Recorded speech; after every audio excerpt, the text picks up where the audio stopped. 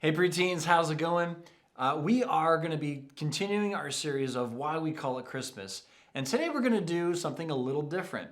Today we're going to be talking about a celebration that happens around the Christmas season that maybe we don't really understand all that well. And today we're going to be kind of clearing that up. We're going to be talking about the celebration of Hanukkah. Now, I want to show you the sign for Hanukkah, and then you put 4 fingers up on each hand and you go Hanukkah. So let's do that again. So we go Hanukkah. Now, the significance of this sign talks about the 8 nights that they celebrate Hanukkah. And then also, you'll see and notice when I show you later, there are 8 candles on a menorah or a Hanukkah. And this is a celebration of God's people. Now, let me try to explain a little bit about the history of Hanukkah and that celebration. So listen, there are 400 years as a gap between the end of the Old Testament, Malachi, and the beginning of the New Testament, Matthew or the Gospels. And those 400 years we refer to as the 400 years of silence. During that time, God didn't really speak to his people, and so it's hard for us to write anything down about anything that had happened.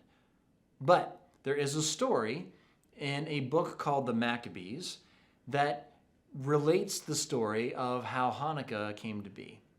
And that is basically this. So during this time that the Jewish people were under a rule of another governing people, they were not allowed to worship God at all.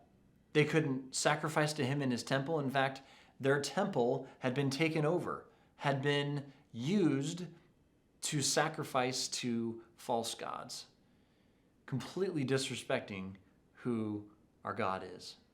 And the Israelites were crushed and disheartened, and it was hard. It was a period of persecution. It was very difficult for them to worship at all because they weren't allowed. Now, there were a group of brothers called the Maccabees, and they actually led a revolt against this people group and against the people who were ruling over them. And they did so with guerrilla warfare tactics, and they actually were able to overthrow their oppressors. It's pretty amazing. Now, they were probably the most excited to be able to get access back to God's temple.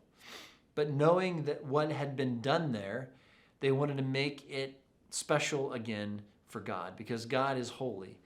And having all of these sacrifices to other gods was not acceptable.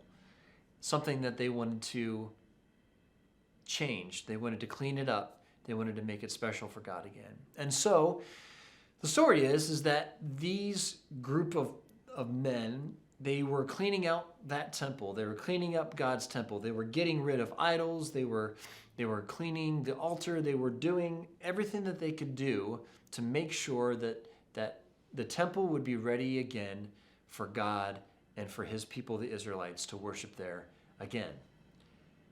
But they only had enough oil in their lamp for one night. Why is that significant? Well, they were really anxious to get this temple back up and running, and so they would work day and night to try to get this ready because it was that important to them. So you can see then that they only had oil enough for one night's worth of light in their lamp. But the miracle of Hanukkah is that that same lamp was able to burn for 8 nights. So that's why there are 8 candles on a Hanukkah or a menorah. And that is a celebration of a lot of things. The celebration of God's miracle then.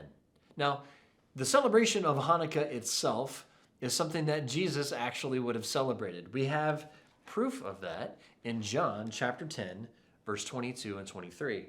And it says, "Then came the feast of dedication at Jerusalem, and it was winter.